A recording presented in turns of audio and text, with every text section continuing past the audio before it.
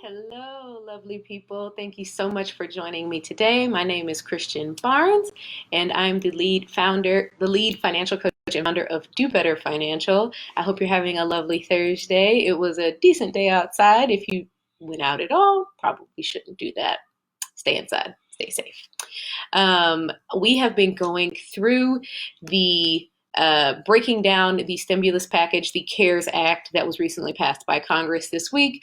On Monday, we went over the stimulus payments themselves. On Tuesday, we covered unemployment. And on Wednesday, yesterday, we covered retirement plans and healthcare. Now, this bill is fresh off the press. Like I said, it literally came out last week. They passed it last week. And because of that, a lot of the agencies that are supposed to be involved with it are not fully up to speed on how they're going to conform to all the requirements. So this means that there are going to be a lot of updates and changes to the information over the coming days. One great example of this is concerning something we talked about yesterday, which is people receiving SSI. On the 1st of April, on the 31st of April, we were told that when the bill came out, we were told that people who receive SSI payments or Social Security benefits would not need to file taxes in order to receive their stimulus payment check. The Congress expressly gave permission for the IRS and the Treasury to utilize the information used to send those benefits to get these people their checks. Well, the IRS turned around on the 1st of April, April Fools, but not funny, and said they're going to need to file. And then yesterday, after I did my video at like 8 p.m., they rocked it back and said, you no longer have to file, which is great, but I know it's confusing for you guys. So just keep your eyes open. I'm going to post any information that I get as I get it. Please forgive me if anything by the time I get it to you is out of date, but I'm going to do the best that I can to let you know what is going on, what's changed, and what stays the same. But today we're actually going to be covering student loans, which I know is a really hot topic because so many people are struggling with it. The amount of student loans in this country is kind of astronomical. And I'm going to cover the student loan relief provided specifically by the CARES Act. I can address some more options available to borrowers at another time, but today we're going to talk specifically about the legislation that passed this previous week regarding student loans. So everything that we're going to talk about today applies to what they call federally held student loans only. What does that mean? Well, a federally held student loan is one that is not held commercially, so by your typical bank. So a Wells Fargo, a Bank of America, whatever. One that's not held by those people, and also one that is not held by a school, right? So there are about 9 million borrowers who are not covered by the legislation that I'm covering today. That includes people who have commercially held federal family education loans. I know that's confusing because the word federal is in it, but if it's being held by a commercial bank, you are not eligible. If you have a Perkins loan through your university, you're not eligible. And then private loans. So like I used to have a Discover loan when I was in school. Those are not going to be covered by this bill. If you are one of those people who is not covered by that legislation, I have 2 pieces of advice for you, and you were adversely affected by the shutdowns in particular. 2 pieces of advice for you. First one is to call your lender and see if there are any options available to you. You're going to use those magic words, COVID ate my check. The proper vernacular is in the description below. But I mean, COVID ate my check. It's probably more fun to say than some of the other stuff that you could. And probably nicer, right? So tell them that COVID is why you're calling and see what options they have available for you. There are some private lenders who have some negotiations that they're willing to do. The second thing you should do is call your congressman, because there was a decision made that literally left 9 million loans out of this legislation. On the floor of Congress, the first bill that was originally set forth in the House, it was called the Pelosi bill, actually included all of these loans and had some real forgiveness, like involved, where you would have like $10,000 forgiven. Not a whole lot for some people, a whole lot for others, but nonetheless. And it also covered all federal student loans, regardless of how they were held. By the time it made it to the Senate, Republicans basically shot that down and they limited it to what we've got. So they are currently working on Part 4 of this act. Hopefully they will get the rest of our borrowers covered in round 4. But if not, blow up their phone, man. I would get that. The phone number is going to be in the description below where you can contact them. Blow it up. Just, off the hook. Leave messages. Send emails. I get emails from my representative, Lizzie Flesher, constantly. Email her back. There are people checking those emails, okay? Let her know that you are not satisfied with the amount of coverage that this act currently has, but we're going to go over it as it is for those who are covered. So if you do have a federally held student loan, you are able to take advantage of what I'm about to discuss right now. Hi, Phyllis. Thanks for joining me. Hi, Melissa. Thanks for joining me. And Debbie and Monet. Woo! We got a little group today. All right. So the changes are going to go in effect by April 10th. Hi, Katrina and Margarita. Thanks for joining me. By April 10th. So that means that they have up until that point to do all of the things that have been listed in the bill. If none of this stuff has occurred on your account, if you haven't seen any changes and you have a federally held loan, you need to call your loan servicer. That being said, expect to wait. Wait times for some of these people before the virus. Hey, Debbie, they were an hour to 2 hours before the virus. So now, you could be waiting. So, put it on speaker, cook dinner, clean the house, work, whatever it is you're doing, and expect to wait. You should be notified within 15 days about any changes made to your loans. Now, who's going to notify you? That's a good question. Depending on who holds your loan, it's going to vary, right? I actually logged in to my husband's loan account the other day just to see when I first read this. And yes, exactly, Melissa. So Melissa just said what I'm about to say. I logged into Navient, that's where his loans are held, and it said that one of these changes had already taken effect, which is the first one. How does the CARES Act affect student loan interest? Student loan interest will no longer accrue for the period from March 13th to September 30th. So that's a little over 6 months, or a little under 6 months, excuse me. No, it's over. 17 days over. You get the picture. 6 months. So that is why your student loan interest, if you have a federally held student loan, will have dropped to zero. The fact that that happened, let me know that my husband's student loan was federally held, okay? That was my first clue because I wasn't sure. So how does it affect your student loan payments? Better question. All payments, including your automatic drafts, will be suspended until September 30th. This is called administrative, yes, cheer for suspension. This is called administrative forbearance. Yes, it is that long. So originally there was another act and there was another bill. Like I said, this is the third iteration of the CARES Act. Either one or two was going to give you, I think, 60 days. This one is a full 6 months, right? So it's called administrative forbearance. And I know a lot of people get nervous when they hear the word forbearance. The administrative part is what's important. It means that the administrator, the person who is controlling the loan, put it in forbearance and you didn't request it. And that is why the different things that we're going to talk about in a second. Hi, Alma. Thanks for joining me today. The different things that we're going to talk about are not like your typical forbearance. So, like I said, you do not have to make payments. Your automatic payments will be suspended. If you would like to continue making payments, which we'll talk about later too, you can, but your automatic payments will stop. If you want them to continue, you will have to contact your loan servicer to have them renewed, but you can always just pay them manually, right? If you made a payment after March 13th and you have been adversely affected by the current shutdown situation, you can request to have it refunded to you, which is great. So if you're living on the edge and you're almost out of money, you can actually call these people and get that money back.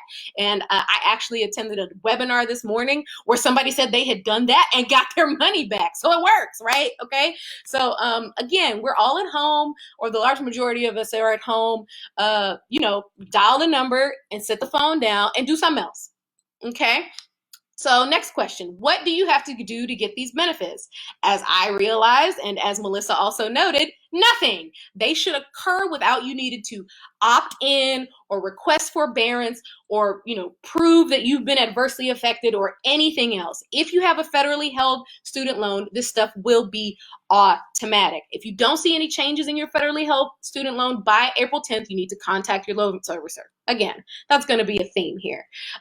So how will skipping payments affect loan forgiveness and rehab programs? That's a great question. It's literally written in this legislation, time spent in suspension counts towards public service loan forgiveness and loan rehab programs. FYI, there are some sources that have not yet updated their web pages to match that information, but it's clearly stated in the bill. And as I mentioned at the very beginning, because this is changing so quickly, a lot of these people are struggling to adapt and they're trying to still figure out how they're going to make it work, right? So that's why if you go to a website and they don't have the right information there or something like that, that's probably why. Give them a couple days, maybe a week, because today is April 2nd, so they need to have it done by April 10th. But they'll have it figured out. And if you don't, that's when you call them. Okay. How will it affect your credit score? Suspended payments are treated as on time. Hi, Kenneth. Thanks for joining me. Suspended payments are treated as on time on your credit report. This is also in the legislation. So if you get some kind of foolishness on your credit report that says you're delinquent or anything like that, you can put in a dispute with the credit bureau, and then I think they have 30 days to fix any errors. And then if they don't fix it, you send them another letter and tell them that they need to remove it because it's technically incorrect, right? Now that's a process that if you're curious about, we can talk about it another time, but this video is just about the CARES Act, okay? Next question, what happens to wage garnishments? So if you're somebody who has been in default and the Department of Education has been garnishing your regular wages, or they've taken your tax refund, or you have a regular Social Security withholding, all of that has been halted for 60 days. So that's different from the rest of this. All the rest of this stuff lasts for 6 months. The garnishment part currently only lasts for 60 days. So keep that in mind. If you are still being garnished after April 10th, after your April 10th paycheck, you need to talk to the HR at your job, right? They're the ones who set that up in their system, so they would be the ones who would stop it for you. If you filed your taxes and had a refund withheld after March 13th or anytime up until September 30th, they will be refunded to you automatically. You do not have to call the IRS. You will get your money back. How long is that going to take? I cannot answer that question because IRS and government. Hey, Erica, thanks for joining me. But they will refund it to you. If your disability or your Social Security payment was withheld during that period from March 13th to September 30th, that will be refunded automatically as well. Okay, so I know I kind of ran through that. I covered a lot because I'm kind of excited on the one hand, because this is going to help a lot of people in general who have been struggling. But on the other hand, I know there are a lot of people who are not getting access to this forgiveness. Hey, Ebony, thanks for joining me. So if you're not sure if you have a federal student loan, there's a website that's in the description. It's studentaid.gov, where you can go create an account and you can see which of your loans are federally held, right? You'll be able to, it takes a couple of days for them to verify your account, but you will be able to download a sheet that tells you which of the loans, like you probably know who you're paying already. You can download a piece of paper that will tell you which of those loans is eligible for the bill and the coverage and the forgiveness, not forgiveness, and the breaks. I'm going to call them breaks because it's not forgiveness. They're not forgiving anything. Which ones are eligible for this and which ones are not. Again, if you're not eligible, 2 things. Call your servicer, see if they have anything else that they're offering, and use the magic phrase code COVID ate my check, and call your congressperson. Give them an earful. Hey, Christian, thanks for joining me today. It's always funny to say my own name on these. Christian Simmons, thanks for joining me today. Call your congressperson and let them know that this is not okay. Even if yours are covered and you know somebody else is not covered, call them and tell them it's not okay. Again, the ones that are pretty much the ones that are not covered are going to be your commercially held FFEL or federal family education loans, your university Perkins loans, and obviously private loans. This only covers federal loans, and unfortunately, it's a limited subset of those federal loans. So what should you do if someone calls or emails you offering to help you get these benefits for a small fee or request personal information over the phone? Hang it up. If they come by saying, fill this out and we'll help you get student loan forgiveness, close the door, call the cops, call the FTC, Federal Trade Commission, and report them. Okay? You do not have to jump through any hoops to get these benefits. Okay? They will occur automatically, and if you don't, the only person you need to contact is your loan servicer. Got it? Got it. So if you have not been adversely affected by this shutdown financially, and you want, you do have an opportunity here to pay down the principal on your loans without having to worry about the interest, right? So the nice thing about having zero interest rate is that you can literally continue to make payments. Like I said, you can either call them and opt out of the stopping of your auto payments, or you can pay it manually. You can continue to make payments and it will be straight at your principal, right? So 6 months of that will make a serious dent, right? Especially if your loans have a high-ish balance, right? I don't know if you guys remember, but last year when I did one of these videos, I talked about a guy who had $1 million in student loans from dental school, and that was mostly because of interest. It was more like 500,000 or 600,000, but over the course of a few years, it grew to $1 million. This could have helped that guy a lot, right? So you can make the most of this. If you still have regular income coming in, go ahead and make those principal payments. If you're doing the debt snowball, which is that you do your debts in order from smallest to largest, and you have some other small debts to take care of, take that money that you would normally spend on your student loans and apply it there, right? This is a great opportunity to just get the ball rolling on whatever it is you're doing. Obviously, if you are struggling and you lost your job or you've been furloughed, downsized, whatever it is, and you can't afford to pay these, this is just a little bit of peace of mind. I know you have a lot of other concerns. If you have been affected adversely by this and your job is one of the things you either are not getting paid or are getting paid less, you should definitely watch the video I did yesterday on unemployment. As I mentioned earlier, everything keeps changing. So if you hear me say something that I contradicted in this video is the latest information. Okay, that's why I number them. So this is number 4. If you are a person who is not sure if you're getting a stimulus check and you want to know if you're getting one, or you want to figure it out, you should watch video numero uno. I'm sorry. Yeah. Unemployment was number 2. Number 3 was your retirement accounts. But again, if you watch them in order, I may contradict myself as the days go on because things keep changing.